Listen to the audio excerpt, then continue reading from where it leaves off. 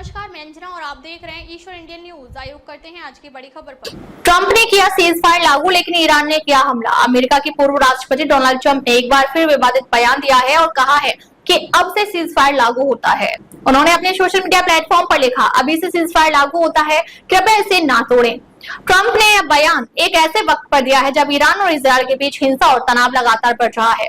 Trump ने आज सुबह तड़के 3:30 बजे इस सीज फायर की घोषणा की थी और कहा था कि यह अगले 6 घंटे के भीतर प्रभावी होगा।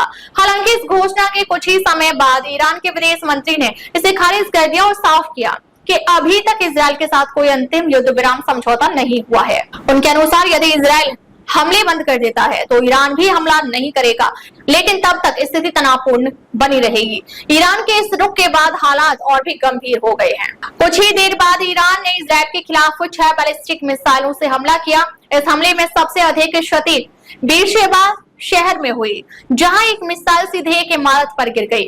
स्थानीय मेडिकल टीम ने बताया कि इस हमले में 4 लोगों की मौत हो चुकी है और लगभग 20 से अधिक लोग घायल हुए हैं।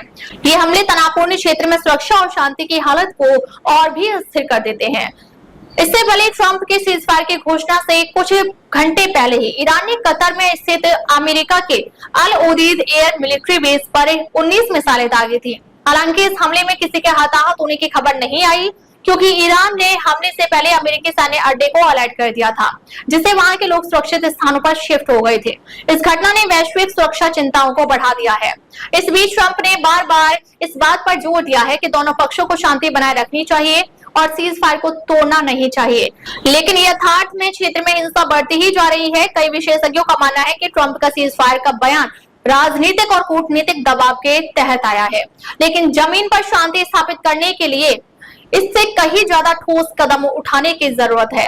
ईरान और इजरायल के बीच यह संघर्ष पहले भी कई बार गरमाया है और दोनों देशों के बीच सीज फायर की बात अक्सर होती रही है, लेकिन अभी तक कोई स्थायी समाधान नहीं निकला है। दोनों पक्षों के हमलों और जवाबी हमलों का कारण आम जनता को भारी नुकसान हो रहा है। क्षेत्र में सुरक्षा की स्थिति नाजुक बनी हुई है और वैश्विक समुदाय इस संघर्ष पर गहरी नजर बनाए हुए है।